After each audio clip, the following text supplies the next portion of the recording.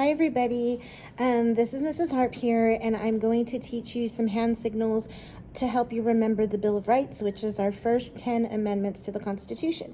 So the first one is the First Amendment. That is your freedom of religion. So we're going to use the one, we're going to point up to religion, the freedom of assembly, right? So you can gather and meet. And then the freedom of press, which means you can write pretty much whatever you want. The freedom of petition, which means you can tell your government what you don't like about them, and that is petition. And then the last one is freedom of speech, which means you can say, you can speak against your government and you won't get in trouble for it. The Second Amendment, we use two fingers and we make the gun, and this is the right to bear arms, right? We have the right to own weapons. So that's your Second Amendment. The Third Amendment, we do this, and this is the amendment that says no quartering of soldiers, right? We do not have to quarter soldiers anymore. And so these are three soldiers. This forms a quarter to remind you of the Quartering Act, or remind you that we don't have to quarter or house soldiers, right? So that is the Third Amendment. Fourth is your four fingers, and you form a little fist like here, like you're knocking on a door, right? Knock, knock, knock. That is the protection from illegal search and seizures. So that means that nobody can come into your home or your private property without a warrant, right? They need probable cause to enter your home.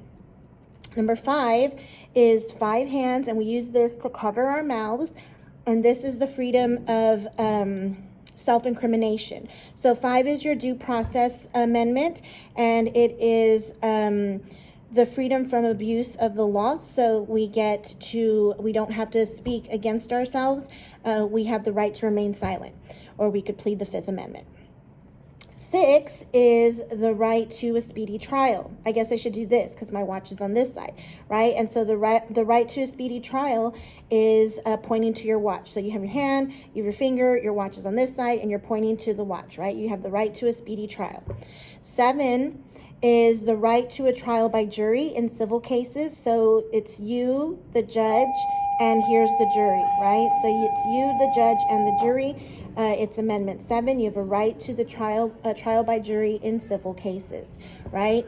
8 is we get our hand up for the 5, and then we add 3 to it, and we're just kind of like slapping. Pretend this is somebody, and we're slapping them, right, with our 3 fingers, and that is the freedom of from cruel and unusual punishment. That means that you should not be abused or taken advantage of just because you're committed of a crime, right? So cruel or unusual punishment is not allowed in America.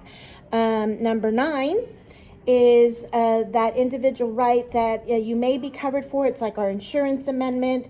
It means that there might be a right not listed in the Constitution, but you might still be protected from that right. Okay, and then 10 is our federalism amendment, and federalism is the division of power between national and state government. So the 10th Amendment says if it is not explicitly listed in the Constitution, the national government says hands off, right? And they push it down to the states to decide.